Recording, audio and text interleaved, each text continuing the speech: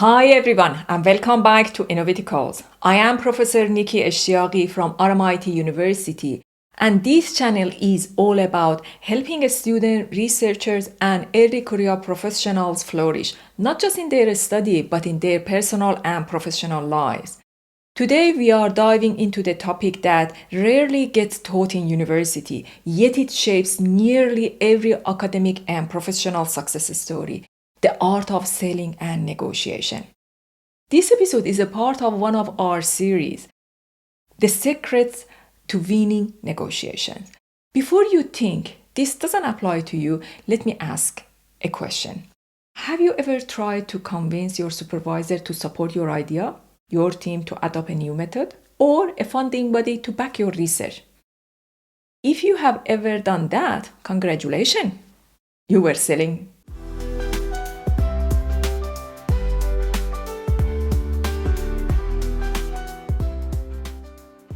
Selling and negotiation are not about manipulation or aggressive persuasion.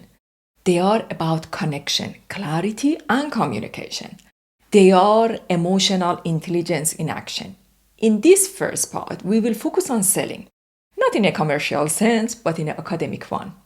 Selling in academia means communicating the value of your idea so clearly that others want to support or join you. Every time you present your research proposal, defend your project, or pitch a new collaboration, you are essentially selling. You are presenting an idea and asking people to believe in it. For example, think of a PhD student preparing a grant proposal. They might have brilliant ideas and solid data, but if they fail to express why their research matters and how it impacts the world or advance their field, their proposal is unlikely to get funded. Reviewers don't just want information. They want conviction. They want to see purpose, potential, and a story that connects emotionally. That's selling done well. It is not just about the logic. It's about meaning. Or imagine you are in a research group meeting trying to persuade your team to use a new analytical technique. If you start by saying, I think this is better, you might face resistance.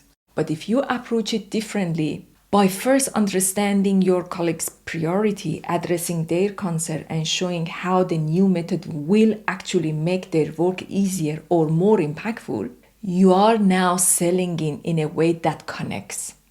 You are not pushing your idea, you are guiding others to see its value from their perspective.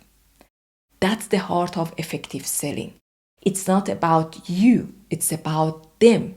It's about empathy. When you truly understand what others care about, whether that's result, recognition, collaboration, or impact, you can present your idea in a way that aligns with their motivations. That's emotional intelligence at work. Now let's move to the second essential skill, negotiation. Selling opens the door, but negotiation determines what happens once you are inside.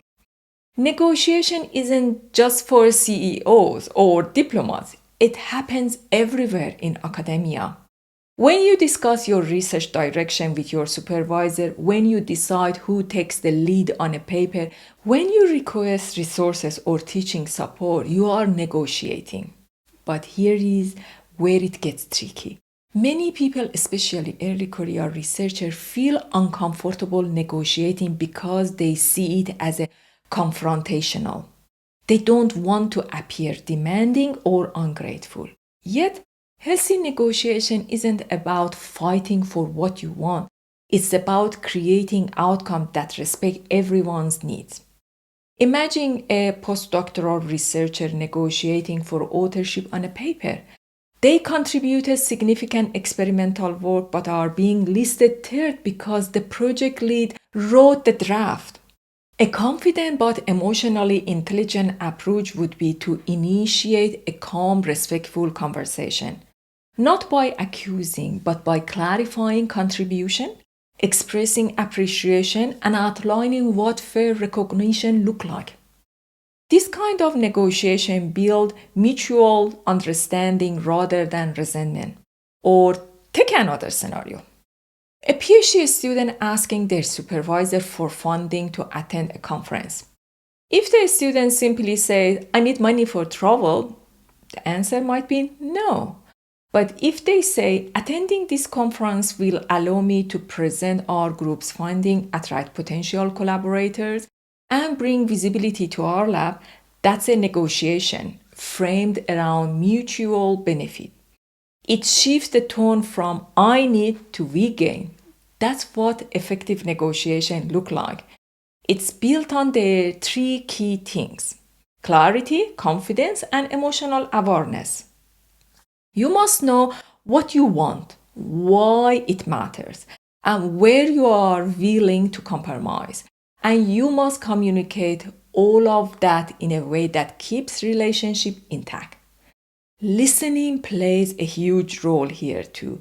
In any negotiation, whether it is about authorship, deadline, or responsibility, people often focus so much on defending their position that they stop listening.